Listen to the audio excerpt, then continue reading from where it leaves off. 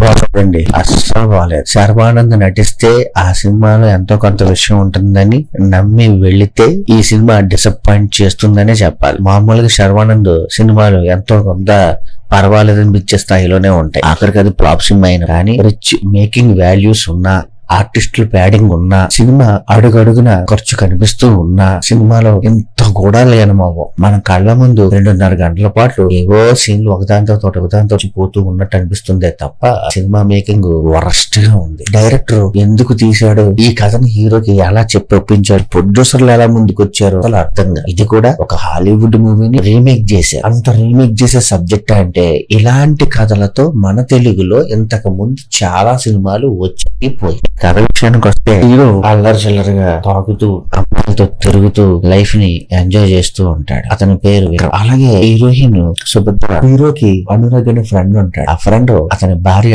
Accident లో చనిపోతే అతని కొడుకు అనాథగా మిగిలిపోతాడు. ఈ క్రమంలో హీరో విక్రమ్, హీరోయిన్ సుభద్ర వేరు విభిన్న అభిప్రాయాలు కలిగిన వీరు ఆ అబ్బాయిని కలిసి చూసుకోవాల్సిన పరిస్థితి ఏర్పడుతుంది. ఈ క్రమంలో వీరి మధ్య ప్రేమ చిగురించిందా, ఆ చిగురించిన ప్రేమ సఫలమైందా, ఆ అబ్బాయిని వీరిద్దరూ ఓన్ చేసుకున్నారా అన్నది మిగిలిన కథ.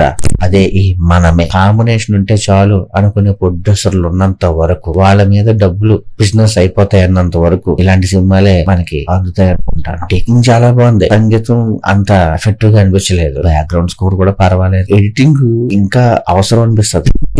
ఉంటే కొంచెం బాగుండేదేమో అనిపిస్తుంది. విష్ణు శర్మ, జ్ఞానశేఖర్ విఎస్ సినిమాటోగ్రఫీ బాగుంది. టీజీ విశ్వప్రసాద్ పాటించిన నిర్మాణ విలువలు కూడా బాగున్నాయి. Feel good emotional family drama ఈ చిత్రం వచ్చింది. ఏది అంత ఫీల్ గుడ్ గా అనిపించదు. స్క్రీన్ ప్లే గానీ కథ లైన్ గానీ ఏది మనకి బాగుంది అనే విధంగా లేదు.